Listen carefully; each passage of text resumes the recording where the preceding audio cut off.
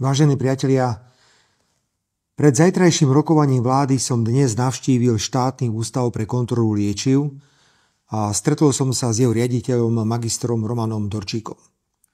Potreboval som sa poradiť vo veci ďalšieho postupu, ako naložiť s vážnymi závermi znaleckého posudku o vakcínach proti ochoreniu COVID-19, ktorý na rokovaní vlády predložil splnomocnenec vlády, poslanec Národnej rady, doktor Peter Kotlár.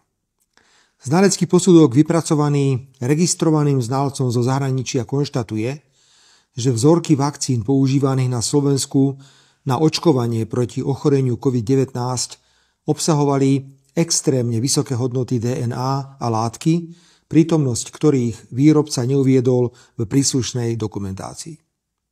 Už 26. marca tohto roku vláda nariadila ministrovi zdravotníctva zložiť pracovnú skupinu, aby na znalecký posudok predložený splnomocnencom vlády reagovala.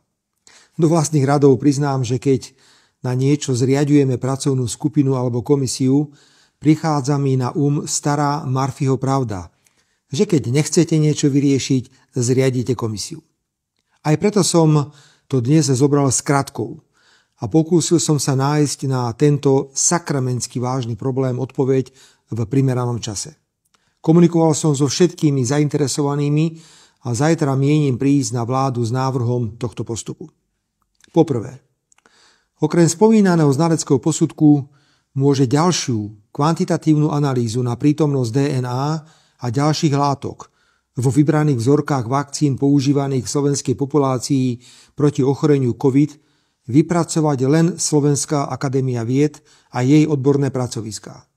Zajtra by vláda mohla požiadať príslušný ústav Slovenskej akadémie vied, aby takúto kvantitatívnu analýzu v čo najkratšom čase vypracovala.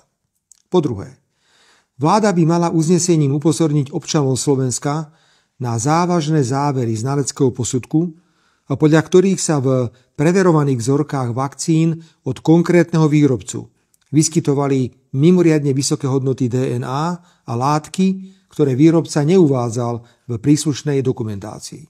Aj keď je v súčasnosti očkovanie proti ochoreniu COVID extrémne nízke, ľudia si podobné upozornenie zaslúžia.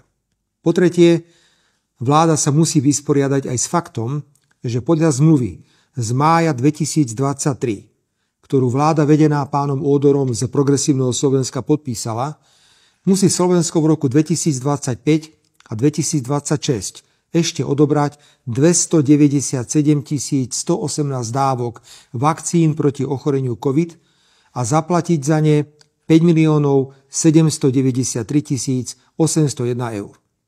Ide práve o vakcíny od výrobcu, ktoré boli predmetom znaleckého posudku s vážnymi závermi. Som toho názoru, že vláda by do doručenia záverov ďalšej kvantitatívnej analýzy nemala od príslušného výrobcu odoberať ďalšie vakcíny ani za ne zaplatiť. Vážení priatelia, nechcem do tejto mimoriadne citlivej a vážnej témy vnášať žiadne emócie.